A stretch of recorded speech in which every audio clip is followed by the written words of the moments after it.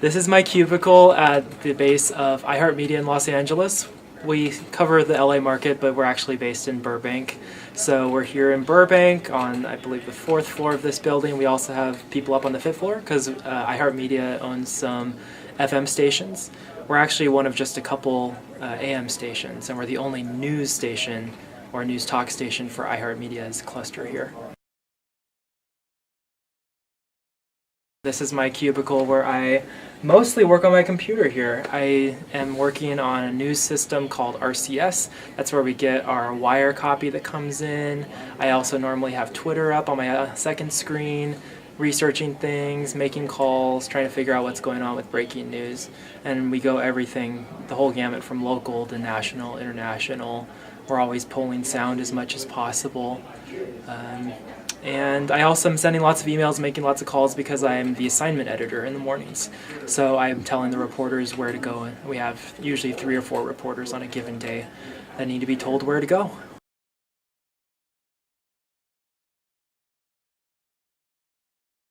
His skill in writing, his ability to craft narrative for readers applied also to people who listen and want to hear the news as well.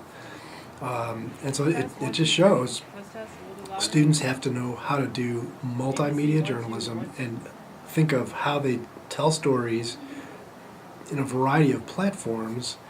It also shows how you got to have the chutzpah and the courage to go after jobs even if you're not sure it's a perfect fit, because you just never know.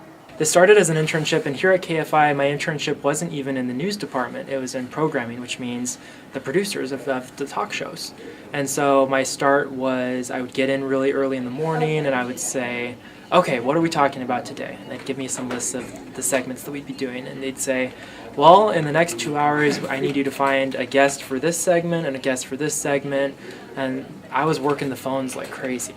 I'd be calling people around the country trying to pitch them our station, say, hey, we're the top news talk station in Southern California with more than 1 million listeners. Please talk to our morning show about this topic.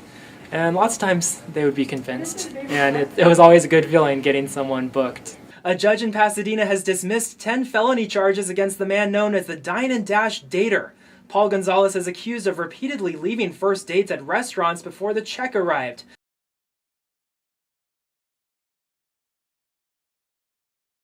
For example, I learned by working at the school newspaper, don't wait around for someone to answer an email. Find their phone number and call. Find their office and knock on the door. I learned a lot of work ethic and resourcefulness, I would say, from my job as a student reporter.